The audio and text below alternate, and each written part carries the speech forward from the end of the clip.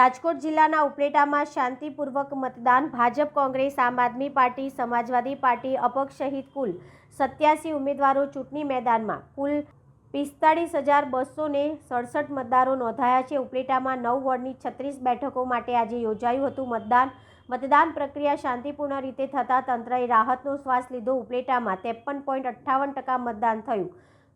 મતદાનમાં નિરસ્તા જોવા મળી હતી, જેને લઈને રાજકીય પક્ષના લોકો ચિંતિત. રાજકોટ જિલ્લા કોંગ્રેસ પ્રમુખ લલિત વસોવાએ ઉપલેટા નગરપાલિકામાં કોંગ્રેસનું શાસન આવશે એવો વિશ્વાસ વ્યક્ત કર્યો. ત્યારે ભાજપના ધારાસભ્ય મહેન્દ્ર પાંડલિયાએ કહ્યું કે કોંગ્રેસથી કંટાળેલી પ્રજાએ હવે કોંગ્રેસને જાકારો આપશે.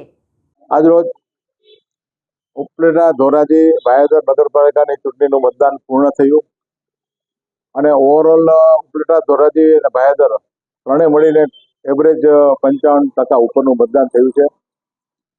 અને ભારતીય જનતા પાર્ટીની ત્રણે ત્રણ નગરપાલિકામાં બિલકુલ સ્પષ્ટ બહુમતી ભારતીય જનતા પાર્ટીના ઉમેદવારોની આવવાની છે અને ભારતીય જનતા પાર્ટીની બોડી બનવાની છે, એમાં કોઈ શંકાને સ્થાન નથી.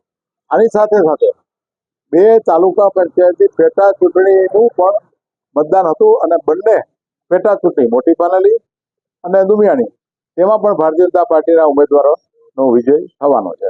આ નિશ્ચિત છે.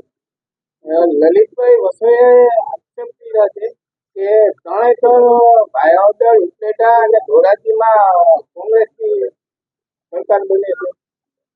હવે 1 દિવસ બાકી છે. 18 તારીખે તો કાઉન્ટિંગ છે અને 18 તારીખે તો સ્પષ્ટ થઈ જશે કે શું પરિણામ આવે છે.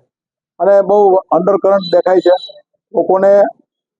યશસ્વી વડાપ્રધાન નરેન્દ્રભાઈ મોદી સાહેબની જે વિકાસની રણનીતિ છે અને જે લોક કલ્યાણકારી યોજનાઓ દ્વારા લોકોના કામ થયા છે, ઘર ઘર સુધી, જન જન સુધી, દરેક વર્ગના, સર્વસ્પર્શીય, સર્વક્ષેત્રીય, છેવાડાના માનવી સુધી બધાને લાભ મળ્યા છે.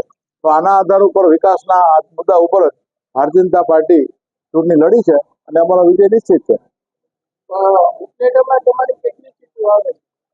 મને એવું લાગે છે કે ઉપલેટાની અંદર અમારી ઓછામાં ઓછી 26 સીટ વધીને કદાચ 28 સીટ આવી શકે.